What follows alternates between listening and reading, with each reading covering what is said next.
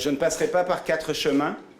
J'annonce aujourd'hui que nous allons injecter un montant de 47 millions de dollars pour consolider les services en protection de la jeunesse au Québec.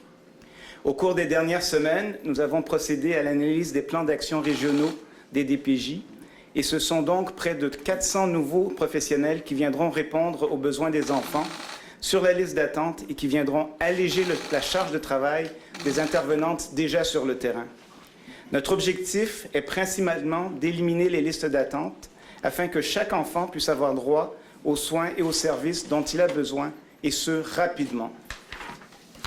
Ces nouvelles embauches feront en sorte qu'il n'y ait plus de délai lors des étapes d'évaluation des signalements et de l'application des mesures. On le sait, le volume des demandes est en croissance constante. Le nombre de signalements en protection de la jeunesse a franchi pour la première fois de son histoire le cap des 100 000 signalements cette année. Devant cette hausse de signalements, il a fallu qu'on pose le bon diagnostic, qu'on trouve les bonnes causes. Tout d'abord, les coupures des dernières années ont grandement affaibli les services de première ligne, si bien que la seule façon d'avoir accès à des services de base, souvent, passe par le signalement à la DPJ. C'est pour répondre en partie à ce problème que j'ai mis sur pied le programme Agir tôt. Agir tôt permettra en amont, à titre préventif, car les risques de retard de développement chez les enfants sont décuplés en situation de négligence et que la négligence est une des premières causes de signalement à la DPJ. Ensuite, il est clair que le système de la protection de la jeunesse a été mis à rude épreuve au cours des dernières années.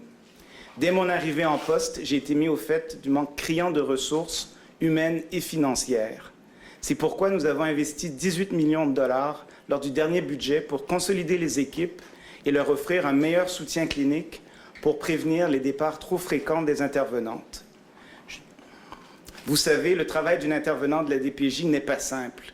Elles sont en constante gestion de risques. Elles doivent prendre des décisions souvent déchirantes qui auront de graves impacts sur la vie des enfants et des familles déjà en situation difficile. C'est notre devoir en tant que société de leur donner les moyens de répondre aux besoins des enfants sans attendre davantage. Et c'est exactement ce que nous faisons. Avec ce 47 millions, nous injectons une dose d'oxygène dans un système qui en a tellement besoin. Mon intention depuis mon arrivée est de revaloriser la profession entourant la protection de la jeunesse. Je veux donner aux équipes les moyens de mener à bien leur importante mission, car elles prennent soin de ce que nous avons de plus précieux au monde, nos enfants. Le système repose avant tout sur des milliers de personnes dévouées et engagées, des travailleurs sociaux, des éducateurs spécialisés, des psychoéducateurs, des psychologues, des criminologues, mais aussi tous les autres intervenants qui portent au quotidien la mission de protéger les enfants du Québec. Notre gouvernement prend ses responsabilités, celles qui auraient dû être prises depuis des années. Vous comprenez que je n'ai pas l'intention d'attendre les recommandations de la commission Laurent pour répondre aux besoins les plus criants. Oui, nous avons plusieurs défis à relever. On ne se mettra pas la tête dans le sable. Nous sommes en action et nous sommes sur la bonne voie. Aujourd'hui, notre gouvernement fait un pas important pour que tous les enfants du Québec puissent grandir et s'épanouir en toute sécurité. Soyez assurés que l'intérêt des enfants est au cœur de chacune de mes actions, de chacune de mes décisions. C'est ma priorité, c'est le cœur de mon engagement politique. Les enfants d'abord. Merci tout le monde.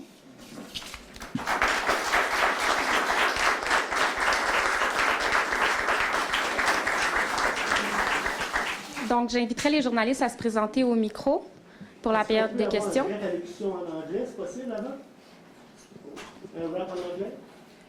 S'il y a des questions en anglais, on va les prendre. Voilà. Alors, c'est la période des questions. Je vous attends. Bonjour, M. Carman. Bonjour. Harold Gagné, TVA. 3 questions rapides. Tout d'abord, on sait qu'on est en période de pénurie. Plusieurs se demandent où vous allez recruter les 400 personnes, d'autant plus que vous le savez comme moi, qu'il y a des gens qui quittent la DPJ et qui, depuis que vous êtes intégrés au CIUS et au SUS, peuvent postuler sur d'autres emplois à l'intérieur de ces grandes structures-là. Alors, où vous allez les trouver? Alors, c'est pour ça qu'on a voulu faire les choses en ordre et que la première intention, ça a été de consolider les équipes. Je pense que les gens qui travaillent à la DPJ ont leur travail à cœur et la fuite qu'on a vue récemment était vraiment due à une surcharge de travail, à un manque d'encadrement. Donc, on a augmenté l'encadrement, consolidé les équipes et là, je pense qu'avec l'ajout qu'on vient faire, on va valoriser le travail et leur permettre de faire le travail dans un environnement adéquat.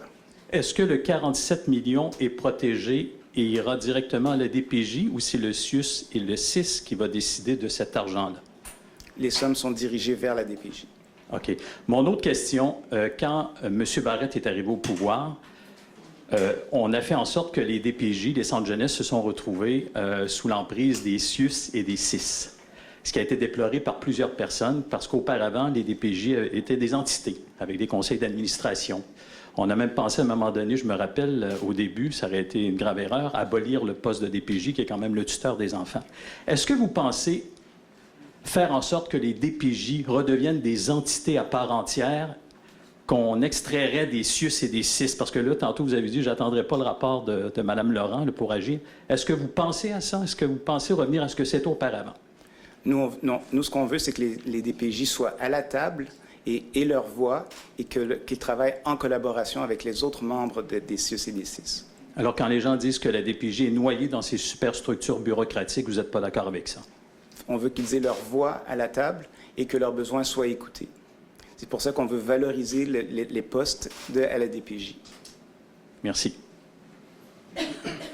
Bonjour, Éric Plouffe, la radio de Radio-Canada. Pour revenir faire suite à la question de mon collègue, je ne suis pas sûr de t'avoir trop compris votre réponse. Là. Les 400 nouvelles ressources, vous allez les prendre où? Parce que ce sont des gens qui ne sont pas dans le réseau nécessairement, sont dans le privé. Sont où ces personnes-là? Alors, chaque année, il y a plusieurs personnes qui graduent, là, 200 de chaque programme. L'important, c'est de les attirer et de les conserver à la DPJ. Donc, ce qu'on a fait dans la première étape, c'est consolider les postes, consolider les équipes pour que le soutien clinique soit amélioré, que ces gens soient intéressés à venir travailler et y demeurent. Et maintenant, je pense qu'on vient d'améliorer de façon significative les conditions de travail pour ceux qui vont venir à la DPJ. Donc, ce sont surtout des finissants, des finissantes qui vont être approchés par... On s'entend à ça et on a demandé, par exemple, à travailler avec la PTS pour que les postes de soutien clinique, par exemple des jeunes retraités, puissent revenir dans le giron de la DPJ. Et vous donnez combien de temps? Vous donnez combien de temps pour pouvoir aller chercher ces 382? Le plus rapidement possible. Les postes sont souvent, dans plusieurs endroits, déjà affichés. Nous, on veut régler ces problèmes de liste d'attente le plus rapidement possible. D'accord. Une dernière question. Est-ce que dans les 47 millions de dollars, je comprends qu'il n'y a pas d'argent pour les familles d'accueil, de nouvelles sommes, nouvelles enveloppes pour les familles d'accueil? Écoutez, on a rencontré la FARIC hier. On commence à travailler sur le sujet. On verra en temps et lieu. D'accord, merci. Merci. Bonjour, Monsieur le ministre. Stéphanie Marin de la presse canadienne. Alors, je ne sais pas si j'ai bien compris vos propos, mais le 47 millions, ça va servir à éliminer les listes d'attente au niveau du signalement, non pas juste à les réduire, mais bien à les éliminer. C'est ce qu'on veut. Et évidemment, on veut que cet investissement-là soit périn, parce qu'on ne veut pas que la situation se reproduise. Les anciens gouvernements ont fait des blitz de listes d'attente. Nous, on veut régler le problème une fois pour toutes. Et ça signifie quoi, éliminer la liste d'attente? C'est-à-dire que les enfants vont devoir être vus, évalués dans les 48 heures de signalement, ou c'est un délai plus long que vous prévoyez? Mais vous savez, il existe déjà des critères et on veut que les critères soient suivis, c'est-à-dire 0, 24 et 4 jours. Parfait. Et quand est-ce qu'on va pouvoir voir les nouvelles embauches sur le terrain? Parce que là, vous annoncez l'argent, le temps que ça se rende aux DPJ concernés, les premières nouvelles embauches vont pouvoir se faire quand? Écoutez, nous, on veut le plus rapidement possible, je me répète. Certains postes ont déjà été affichés et nous, on espère que ça se fasse dans les délais les plus brefs.